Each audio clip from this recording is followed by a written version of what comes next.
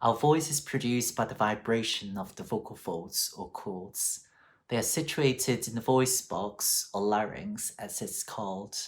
In cis males, the larynx is slightly tilted forward, so you can see it very clearly. It's commonly referred to as the Adam's apple. In cis females, it's not so tilted, so it's less obvious.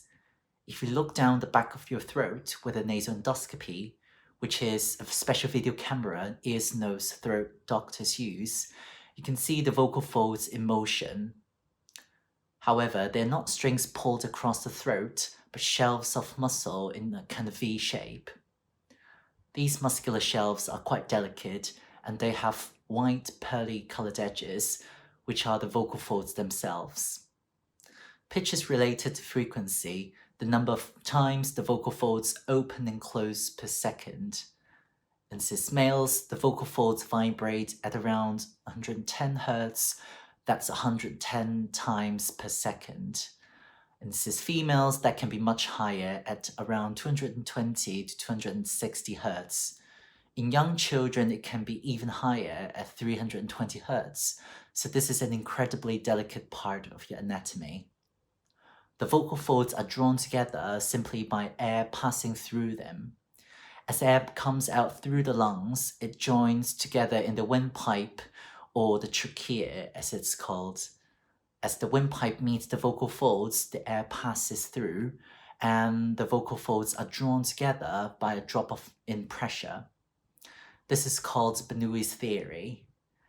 Then, as they are closed, the air underneath blows them apart again. This cycle of being drawn together and blown apart makes the vocal folds vibrate very rapidly, producing a buzzing sound. This buzzing sound will then be amplified and shaped by different parts of your head and neck, or vocal tract as it's called, as it travels through the space in your throat, mouth, and nose. This is referred to as resonance.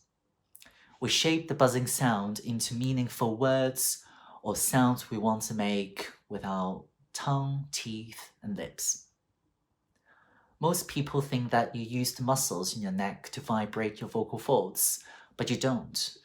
They simply change the tension, so when you're changing pitch, if you go higher and higher, the tension in your vocal folds is increased by the muscles here.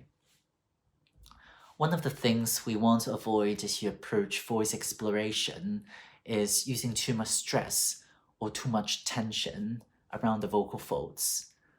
This can cause the vocal folds to come together in a rough or uneven manner and cause the vocal folds to get tight or strain the vocal folds, which in turn can lead to voice loss and even damage the vocal folds.